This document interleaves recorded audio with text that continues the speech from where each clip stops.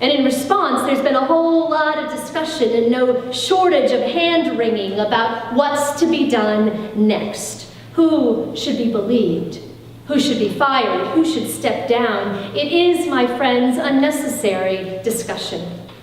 Part of finding our collective way out of this particular wilderness. But there is a bigger and more critical, more interesting conversation. One that can help us to paint a new picture, to find that new way. It's a conversation that begins by asking, what would the workplace look like, feel like, sound like, if power was shared? If women and men were regarded with equity and respect? If raising a family was viewed as a joint responsibility of fathers and mothers? If work life was structured to honor, even celebrate those family commitments? Imagine a workplace in which diverse leadership styles are valued and women's voices routinely sought out. What, for that matter, does healthy intimacy look like, feel like? Imagine two people standing on level footing, never leveraging power one against the other, never raising a fist or using words to hurt. Imagine being honored and cherished just as you are, respecting one another enough to wait until you hear a loud and enthusiastic yes. And what about peace? What does that look like, feel like, sound like? Imagine our military and police being given more training in the art of diffusing tension and resolving conflict without violence. Imagine schools teaching our children not just how to speak persuasively, but also how to listen effectively and deeply. Imagine if curiosity were a trait we looked for in our elected officials, and differences in our ways of approaching the world were valued or even embraced. Imagining the possibilities, my friends. It might not get us the whole way, but it doesn't have to. God is headed down the road towards us. We just need to clear the path. This season, this is the mental shift that I am trying to make.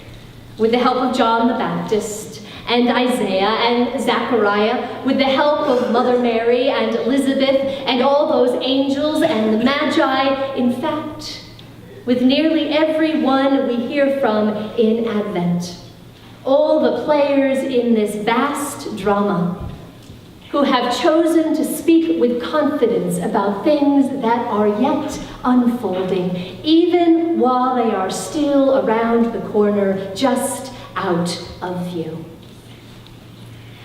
Maybe it sounds like pie in the sky, but for my part, I'll throw in my lot with those who choose to envision the future in fine and technicolor detail. The ones who know how to cast a vision that captures my imagination and engages all my senses. Because friends, here's the thing. Anyone who has lived near a road that's under construction, as I have over this past 2 months, will tell you that making the way smooth is rarely easy. Generally speaking, it requires jackhammers and heavy lifting and stirring up a whole lot of dust. The same thing goes for building peace. Not peace which is just the avoidance of conflict, but peace which is the presence of love and justice, shalom. That, my friends, that requires all the imagination we can muster, all the sweat, all the muscle, all the determination. And so we ought to start today, to describe the way and then to build it. Try this. Choose any story in the news or any struggle in your own life and ask, what would it look like, feel like, sound like if this conflict were resolved, these broken places healed, this bumpy way made smooth? Be as concrete as you can. Paint the picture in your mind. Maybe even find a friend and do some imagining together over gingerbread lattes. And then pick one thing that you can do this month that might just get you and us one more step down that road.